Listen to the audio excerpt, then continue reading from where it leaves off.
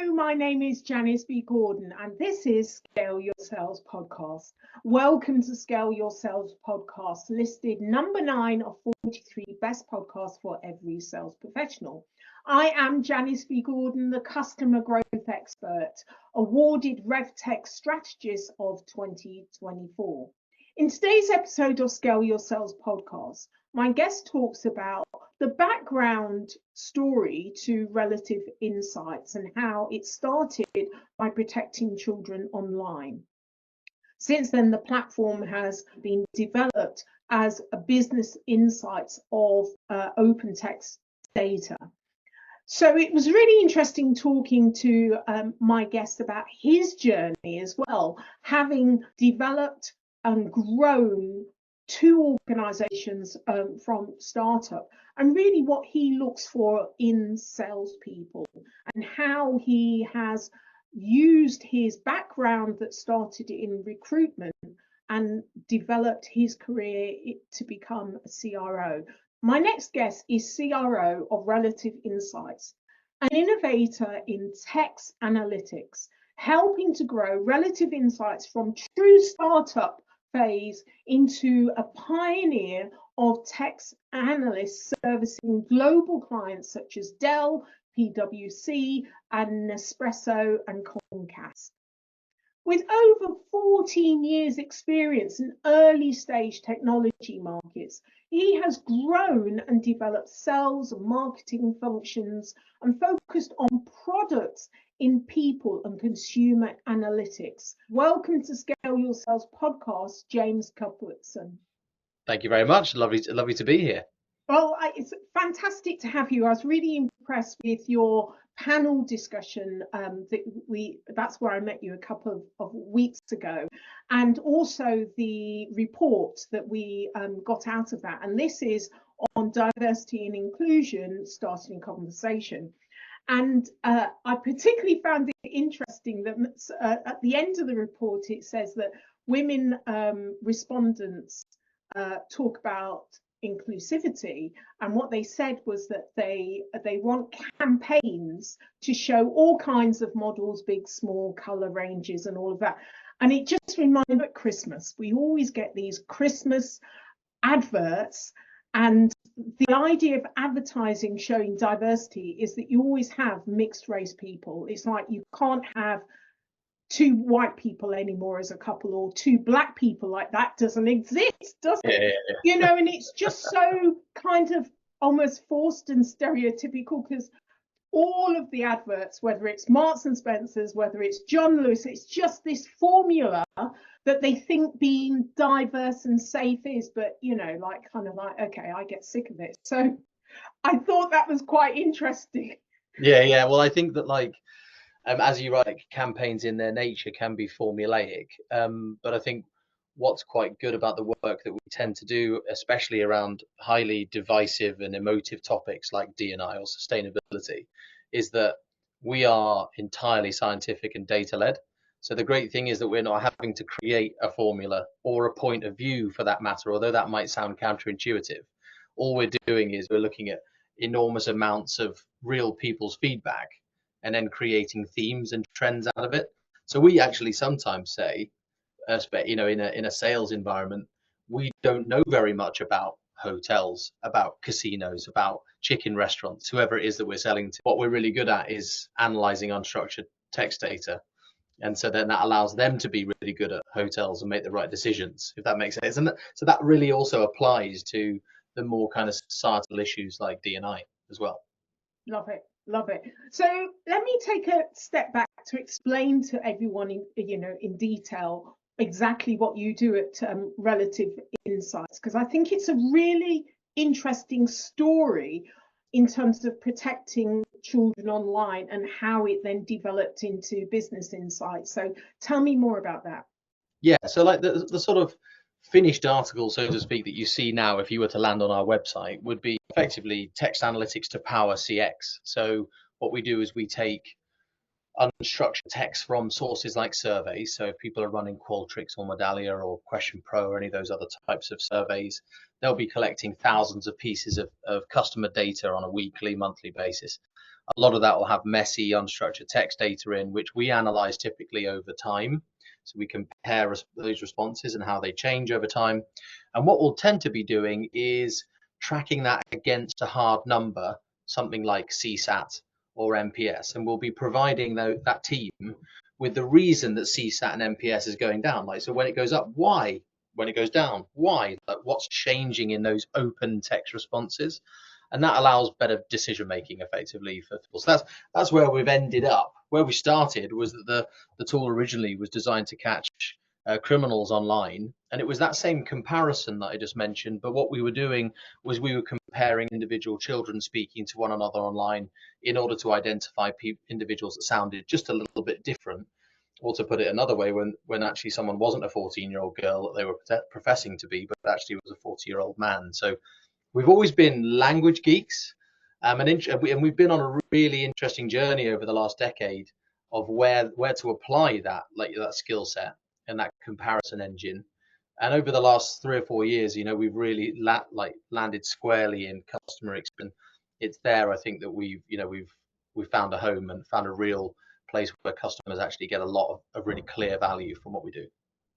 I think it's really interesting because you're actually using existing data sources and they're only really getting surface level information from it. But you're delving so much deeper to get real value that is particular to their organization from analyzing the text information. Yeah, absolutely. And sure, like there's probably a lot of companies out there that are quite satisfied with just a pie chart with how many negative and neutral comments or reviews they had that week. And maybe, like the most repeated phrase. Some people will be satisfied with that. Many aren't. Increasingly people need to understand, why is that score moving? And more senior people in businesses are frustrated that their insights team can't provide that. And it's not that they don't have great insights teams with great people in them. It's more that they just don't have the tool set available to them to be able to get to the why. Everyone's got the what. How many responses did you get? Who was happy, who was not? That's easy. That's the easy bit. The why is more challenging. Yeah, and the why can create the competitive advantage, because once you understand why, and it's positive, you can do more of it. But if you don't understand why, then you're kind of lagging, aren't you? You're reactive to it, but not proactive. So totally. And also, like, there's a couple of things I would say. It's like, firstly, why go through the rigmarole of collecting your customers' views if you're not going to do anything with them? Like, why bother? And then the second thing is more that if you are an organization that is really customer centric, then very quickly your customers will know if you keep asking them what they want and you don't do it. And that's worse. That's much Yes, worse. much worse. Yeah. Frustrate customers. What would you like us to change? And they say the check-in process is too slow. You got thousands of customers saying that every week for weeks. You don't do anything. It's worse than not asking them at all. Yeah.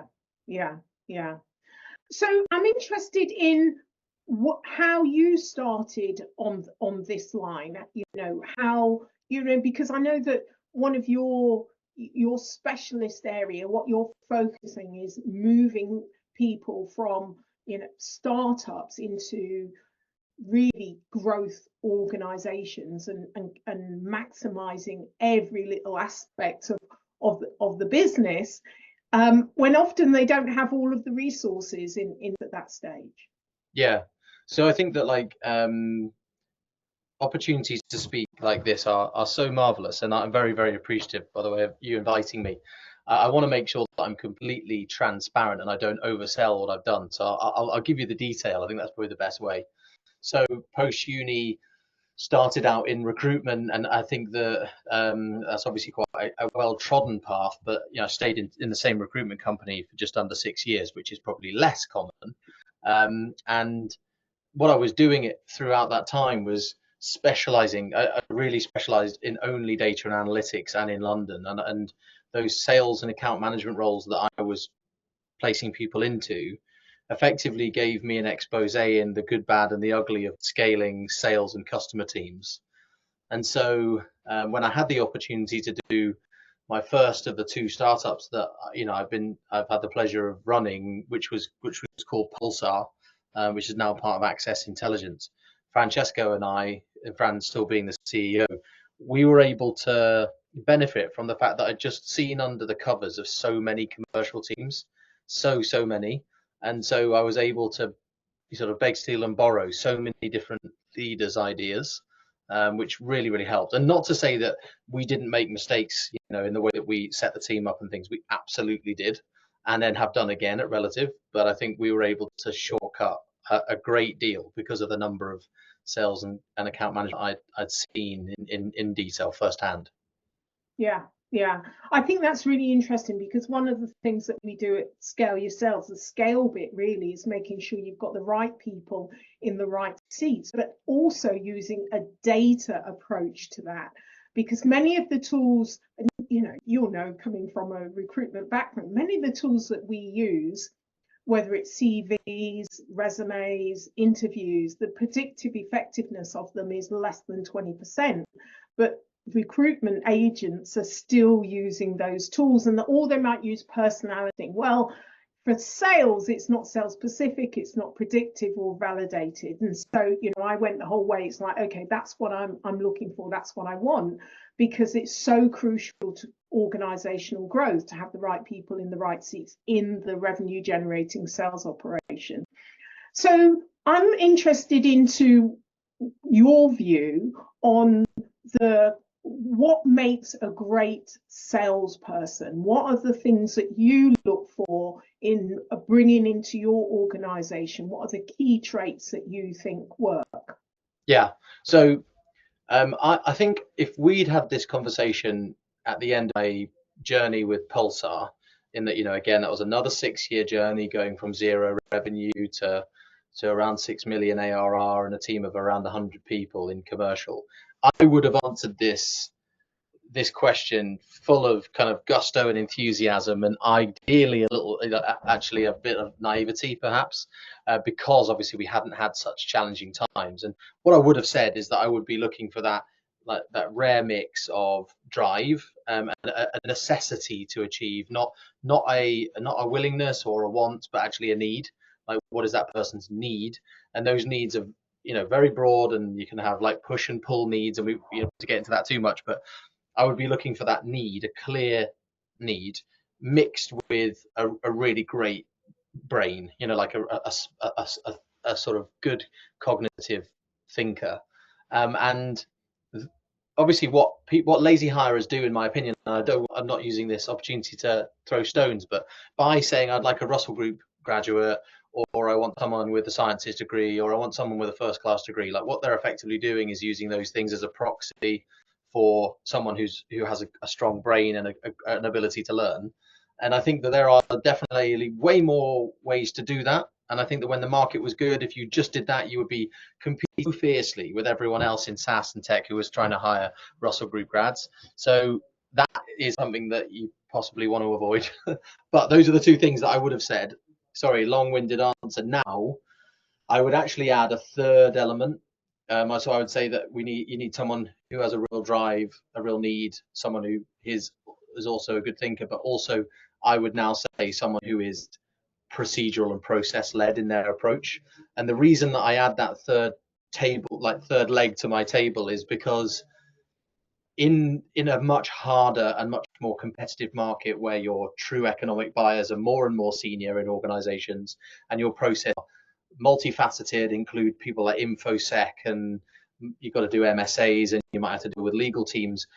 We have had to playbook some of those really challenging processes, and the kind of maverick character finds following playbook processes hard.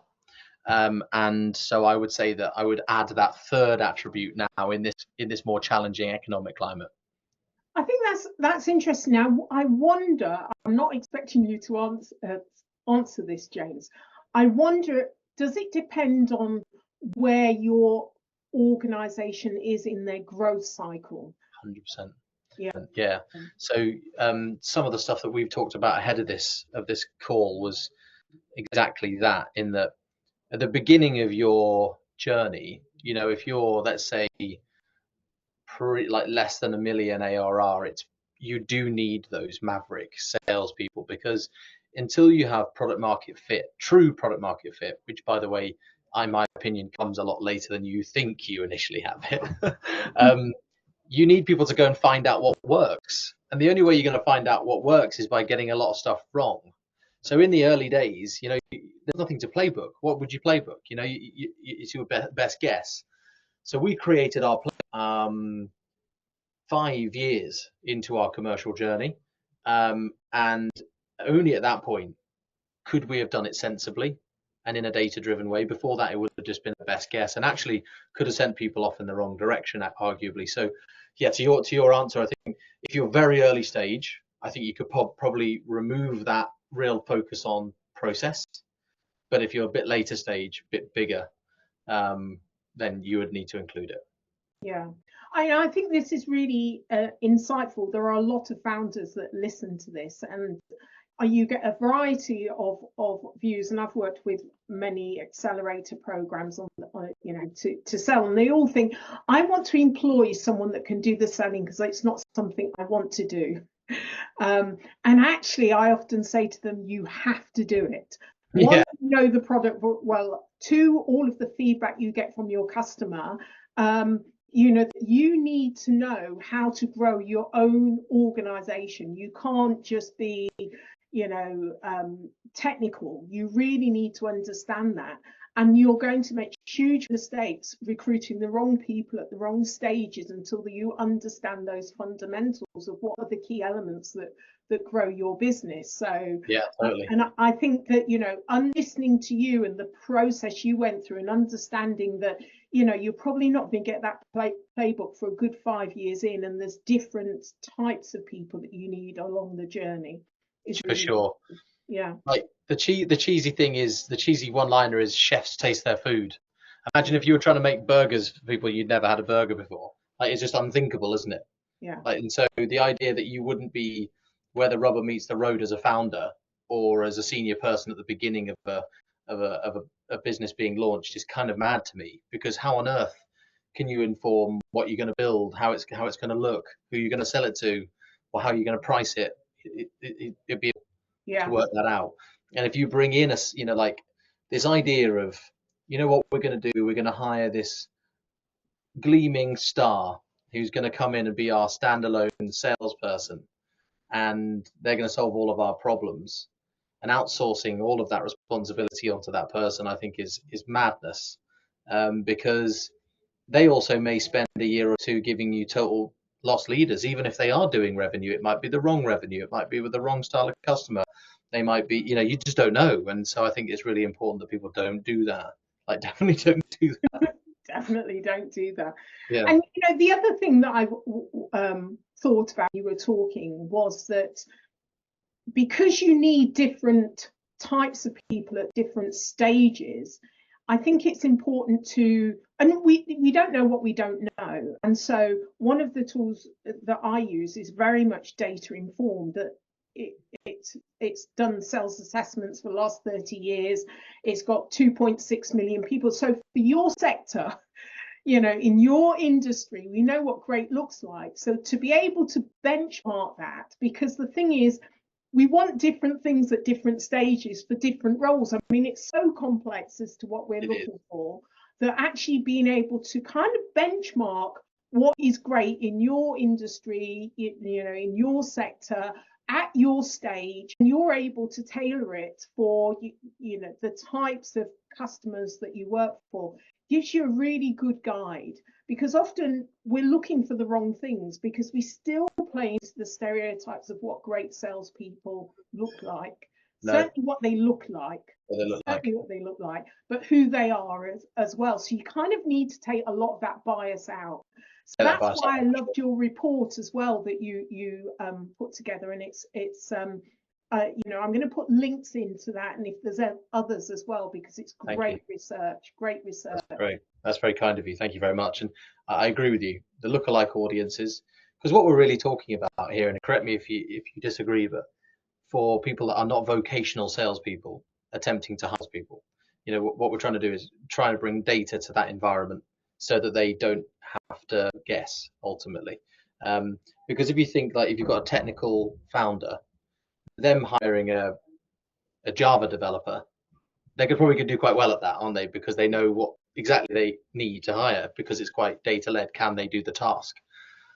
Whereas, as you say, with a salesperson, where outside of the numbers, which, as we know, in an industry that's a little bit shaky on reporting its numbers properly, to put it bluntly, yeah, if you remove all the data from that equation, it's a very big leap, isn't it? This person turns up, shiny hair, shiny suit, whatever. They look great. I think that especially if you're a non-vocational salesperson, much data into that environment. And I have seen things like the Arctic Shores methodology, which is another data-driven lookalike process. I think that's a really good thing to do. Yeah, excellent. Okay, so talking about experience, because that's you bring the customer's experience through the text analysis and really communicate that to the your buyers and your customers. So I'm particularly interested in salespeople having, you're talking about salespeople having more professional, higher quality processes. Explain why that's so important now. Wasn't so years ago. Yeah. So if you think about just broadly, without being too doom and gloom, because things are looking slightly more positive, I think we'd all agree. But over the last couple of years, especially, we've been operating in quite a tricky economic climate. What that means is that discretionary budget and discretionary spend has all but disappeared. Middle managers have had the agency for them to spend almost disappear. And so, if you're thinking about a MEDDIC style methodology, your economic buyer, or if you're thinking about a more Hathaway spin approach, your above the line decision maker, whichever language you use, but the person that signs the checks has become more and more senior in the organization. So instead of talking about C -1 and 2, even middle management making ultimate decisions, we're now looking at C suite or C -1 for us. And I know that this is pretty consistent. And if you're commanding a middle 5 figures average order value, that's the situation. If you're commanding more than that, it could be even more serious. And from a decision maker point of view, so that individual has become more senior, more time strapped, probably has to do more with a smaller team. As I said, discretionary budget has disappeared. They will need to include infosec, legal counsel. There'll need to be MSAs in place, loads of more and more complicated things. And so I think in order to be able to navigate that as a salesperson, you need to bring a heightened level of presence to your process. And when I say that, because professionalism, what do I mean? I mean preparation. So understanding your prospect in intimate detail. I mean your general admin. So like, how do you run a tight process? Is there a mutually agreed plan throughout? Are you sending notifications and reminders before and thank you emails and follow-ups afterwards? All that great stuff. Then further to that, it would be, are you asking really great high gain questions? And also, are you identifying true pain and most importantly, its implication? And then finally, are you able to run this process with multiple stakeholders? So senior economic, maybe a group of user buyers, a champion, lawyers, procurement. That's hard, really hard. And some of our mid-level or junior salespeople, like I've been so impressed with their development over the last 18 months, but it's been an extremely steep learning curve for them. Going from selling to middle management that could sign things off, sign an order form, DocuSigns coming through, no problems, to this very detailed and professional process that they're required to do now. It's been a real change. A real change. I think it's Alpro that I spoke to or interviewed on the podcast, and he said, "No, what's changed is that you have a various methods. You've mentioned quite a few of them, and it really doesn't matter what methodology you use, what sales methodology. because that only really accounts for less than 20% of sales success. Actually, the 80% is on the deal management. And it seems that's what you're saying as well. There are so many aspects to the professionality of sales and being able to manage that complexity at a very senior level. You have got to manage that deal through the process and all of the different levels. Totally agree with you. And I think that MEDDIC especially is a project management system, in my opinion. It's not a methodology. It's not like a bag full of skills or techniques. It's a way for you to think about your deal and manage it more professionally. If you think about good old spin, which has obviously been around a while, that's more like do it this way, say this, don't say that. Whereas MEDDIC, it's more like, are you ticking the boxes? Have you covered motivation? Do you understand the economic buyer? Do you understand the decision making process? So I agreed. I think MEDDIC is a way to help you mark your own homework, so to speak, as you're going through that process. Yeah, but I agree. Regardless of which methodology you choose to train your team on, the advice I would give is choose one if you haven't, because it will help in this market. Yeah, for sure. Which goes back to the process, having a defined process and make sure everyone's actually following it, really, or to tick your own homework. Agreed. And as kind of extrovert type A salespeople, we don't like process, right? We're not built for it. And so a lot of people have to be honest about the fact that we've had to work very hard. And I think that if you've got sales leaders being honest about the fact that it's hard for them to get into this frame of mind, then I think more junior salespeople will be like, okay, cool. Well, this isn't natural to me necessarily, not something that I would naturally gravitate towards, but I understand its importance and I understand I can do it. And I think we've been quite clear about that, saying, look, like having a really structured sales process with a really structured set of playbooking items in it, it wasn't natural for me to create or follow.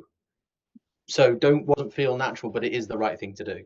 It's the right thing to do. And I'm talking about extroverts, and that the numbers are about right, but not exact in that through that data, the data that we've been collecting for over 30 years, we're able to go in and analyze, what is a great salesperson, what are the traits. And what's interesting, and I share this in one of my past keynotes, was that the top 5% of sellers are extroverts. The top 5% of successful sellers are introverts. And the bottom, this is global, the bottom 10% of the worst sellers, 6 of them are extrovert. Yeah. So the perception that we think is a great salesperson is often someone that's very verbose and comfortable talking, and and actually the data across all industries and the globe says that it's not that all introverts are better sellers, but it changes our perception of what is a great seller. No, agreed. And honestly, I'm delighted that the days of the kind of bombastic salesperson are over, because actually it gives us all a bad rep. And I'm very proud to do a commercial role. I'm very proud that I do that, and to friends and family, etc. And I think a salesperson just spouting nonsense and not being a specialist in their market, it really erodes that view of salespeople. And so I'm pleased that that's the direction of travel, and you can see why more methodical, process-driven salespeople are, having that top-end success, because it's about knowing your target market, knowing your prospect, knowing your process, knowing your numbers. As you said earlier, delivering a really great project, from nose to tail, and being able to deliver that same high level of professionalism again and again and again without it sort of fatiguing you. That's what it's about now, really. Yeah. So this surprised me, because I often ask my guests to answer a few questions, and that comes out in our quarterly LinkedIn newsletter. So this is the first time I've had this answer, which was KO forms, in terms of the practical strategy to help buyers to buy. kick out forms, and I thought I've got to talk more about this. So tell me more why that is essential for to enable buyers to buy. Yeah, so there's a bunch of research on where in the sales process SaaS, and especially enterprise SaaS deals, are failing. Forrester have put out some very interesting documentation recently, and basically the content final third is the most common. So once a salesperson has gone beyond showing the technology, so like let's call it a demo, although that's a bit of a dirty word in some people's minds, but like it or lump it, let's call it demo done onward. If we say that's the start, and then actually having a signed and sealed order form is the end, then the final third is where people run into trouble. And so what we're doing with our kickoff forms is that once we've shown people the tool, we will then want to demonstrate the tool with their own data in it. So we'll say like, right, let's do an NDA, you share your data with us, and we'd love to showcase exactly how it looks in the platform to bring it to life. But before we do that, we need the economic buyer to what we've heard. So what we've heard is that you have these problems, boom, boom, boom, boom, and that you believe that Relative Insight could solve them in this way. And we won't progress the sales process until we have that order, that form signed. So what we're effectively doing is, if you like, to use a slightly old school phrase, is that we're sort of trial closing. We're giving them an opportunity to say, actually, no, I don't want to progress any further than this. Because what we had seen is that if we don't look for that hard commit earlier in the process, we would get things to pricing proposal, even pricing agreed, and then it would fall out because we hadn't pushed enough to say, are these real pains? Do we understand their implication? And do you believe that we can solve them? So we now do that way earlier in the process. And what we've seen is things they fail fast, which is actually sounds counterintuitive. Perfect. It's great. Yeah. It's perfect. You haven't invested all of that time. I love this. And I think it's really worthwhile other people in their process looking at it, how they can bring that forward and have this as part of, this is the way we do things. If you want to do business with us, this is just part of our process, and kick them off as soon as possible. It's really funny. Like, I'm definitely going to borrow that if you don't mind, because we call them kickoff forms, but actually we should probably nickname them kick out forms, shouldn't we? Actually, like I'm gonna nick that from you if that's okay. Right, you can have that. You can have that. Okay, so James, if you're on a desert island, what would be the one thing you took with you? So yeah, the way I've given this a bit of thought. Obviously, channeling desert island discs a little bit. The thing I've landed on is definitely my greenhouse. So my wife and I, we're kind of like vegetable and fruit geeks now. I think we could definitely be called that, in that we've done 18 types of tomatoes this year, although they're not ripe yet because there's been no sunshine. So I think if I could lift up my greenhouse and desert island, it would do a couple of things. It would keep me very happy and occupied, but it would also feed me. So I think I'd definitely go with the greenhouse. Oh, I think this is the first time. There's so many firsts. This is the first time I've got a greenhouse. On Sunday, I was at Hampton Court Flower Show. Ooh, lovely. And you've got to go there, James, because you will, on the allotment side, there's quite a few, there's restaurants and people, and they have the displays. They give away their plants. Oh, wow.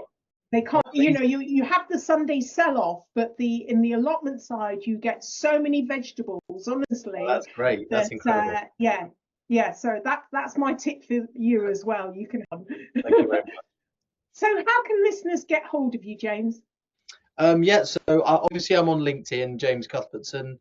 Email address is jc@relative.ai. So if you want to shoot me a note. And also we have an office phone here at the London office in the Metal Box Factory. And so I'm in 3 days a week. So again, just old school sales, pick the phone up. I'd be delighted to speak to anyone that needs any more advice or wants to talk about anything I've mentioned. Now, I'm sure you'll get lots of people, because it's really enjoyed the conversation. Thank you so much for being a guest on Scale Your Sales podcast, James. Really enjoyed it. Thank you for having me. Thank you for listening to this week's episode of Scale Your Sales podcast. If you like this discussion, feel free to listen to other episodes or watch the captioned show on YouTube and subscribe to future episodes. I would really appreciate it if you would leave a positive review on iTunes. Thank you.